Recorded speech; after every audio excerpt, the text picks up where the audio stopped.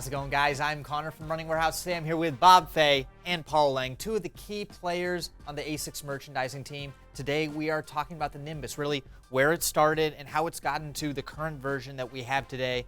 Paul, maybe start us off and tell us a little bit about the inspiration of this shoe and some of those early days. Yeah, I think we can start the story in 1993. The Gel Kayano comes out. We really are kind of owning the structured cushion category. That's what was really kind of leading the run industry at that point.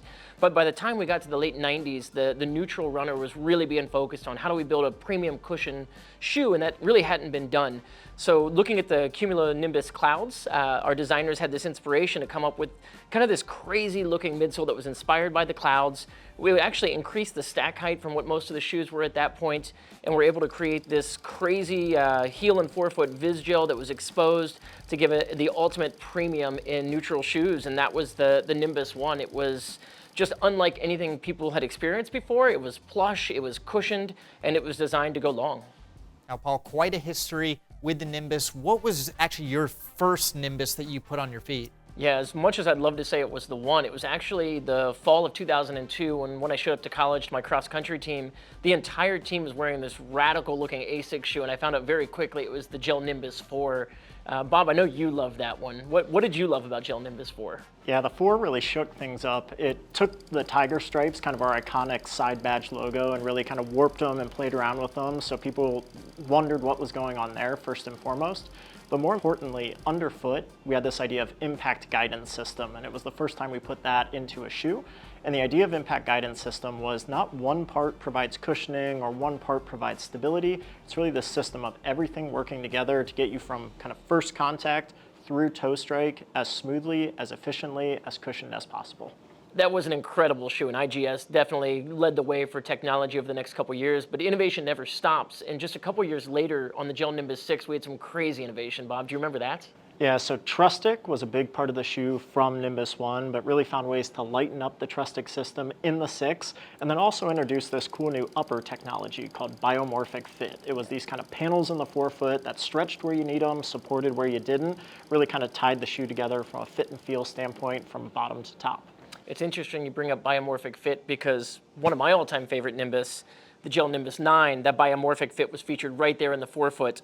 And this was a famous shoe for us. It was one of our all-time best sellers, but it was also one of the best fitting Nimbus that our customers had ever tried on at the point. And it was super soft underfoot. It had that great gel, the upper wrapped. It was just, it was the quintessential high cushion shoe, to the point that now it's even being brought back through a sports style lens. And we're doing this from collaborations with boutiques on the lifestyle side of things. So I guess great style kind of never goes out of fashion, if you will. But from the 9, then we moved on to the 11. And the 11 was really cool to me because that was the first time from a biomechanical standpoint, we were looking at the differences in male and female's gaits.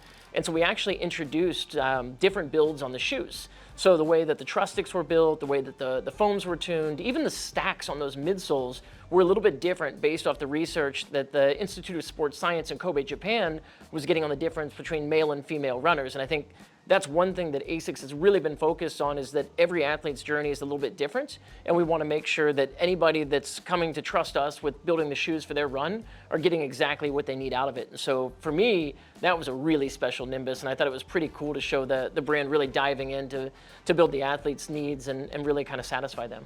Yeah, I love that call out, Paul, on kind of the gender specificity and listening to the runner as part of what ASICS stands for. I want to jump ahead to the 14, which another pillar of ASICS, kind of eco-conscious, wanting to push forward, becoming more and more of a focus within the brand. And that really started over 10 years ago with Nimbus 14. So trying to find ways to reduce weight, lighten our impact on the environment. Now to the point, fast forward to the current Nimbus 24, we've actually badged it with a sunflower, calling back to our founders' respect for the environment and what we're trying to do on the product today to reduce that waste still. I love that. That's near and dear to my heart. Near and dear to my heart also, though, is crazy visual technology. And if you remember the Nimbus 15, that Gel Nimbus looked like it was a rocket ship with the amount of tech that was packed into it. That was a time in the industry when really shoes and innovation were based off just how much visual tech you could stick on a shoe. And if you remember that one, there were just huge gel pads in the heel and in the forefoot. I believe it's the first time we brought fluid fit and fluid ride technologies into it. So it really was just the ultimate in innovation and kind of progressiveness. And I think that really stamped ASICS as a true innovator, because every season we were bringing something new, something a little bit different. And our athletes, they trust us to give consistent ride and fit and feel. But if we could just give a little bit more each season, it was really that Kaizen philosophy of just incremental improvement every single season, every single model. So that was a really cool one too. And I remember 15, but actually it was the next version. The 16 was the first Nimbus that I've ever ran, and it was when I was in college. I was running a lot of miles, and I needed a shoe that had the cushioning to go the distance, get 80 miles a week, and have the body feeling good day in and day out. So that was the one that was really near and dear to my heart, because it just got me through the miles. That's the best thing about all these shoes. At the end of the day, they're just running shoes, but we all have such an emotional connection, I think, to shoes over the years, and it can be for how great the run is, where you were in your life at that time. I've got a couple that just the colors resonated with me from where I was, and I think that's what's so special about this journey and being able to take a look back is there is so much of your own personal life and personal history ingrained in these shoes, and it's a really, really cool thing. But I digress. We'll keep going here. Let's talk a little bit about the Gel Nimbus 19, because this one was cool. It was the first time we brought flight foam. And so we'd gone through a couple different foams over the years. I think we were pivoting from Solite, which had been our premium technology, and we brought flight foam, which is this lighter weight, really well cushioned, responsive foam. And the Gel Nimbus 19 was how we were able to bring that to market for the first time. And that was pretty interesting to be that lightweight, but still that well cushioned. We had those Viz gel pieces still in the heel and the forefoot. And it just kind of continued the legacy of Nimbus as it started to approach that 20-year anniversary. To that point, Paul, flight foam 5 years ago kind of set the foundation all the way to where we are today. So we had flight foam, we had flight foam Propel debuting in Nimbus, and then we rolled into now flight foam Blast, and now flight foam Blast Plus in Nimbus 24, which has kind of reset expectations from a cushioning and structure standpoint. And I think we've got big things coming for version 25 as well. So we've seen so much progress over the years from version 1, making steady progress each and every year. And now with version 25, we've got a completely new shoe, but it still retains a lot of those key features. Can you tell us about some of the qualities of the shoe that make it so great, but also how it relates back to some of those core philosophies we saw over the years? Yeah, I think, you want to root it in the heritage and respect for the last 24 years, but also kind of fast forward it into the future on an anniversary like this. And so Paul talked a lot on Nimbus 1 about that cloud-like design and that inspiration of the cumulonimbus.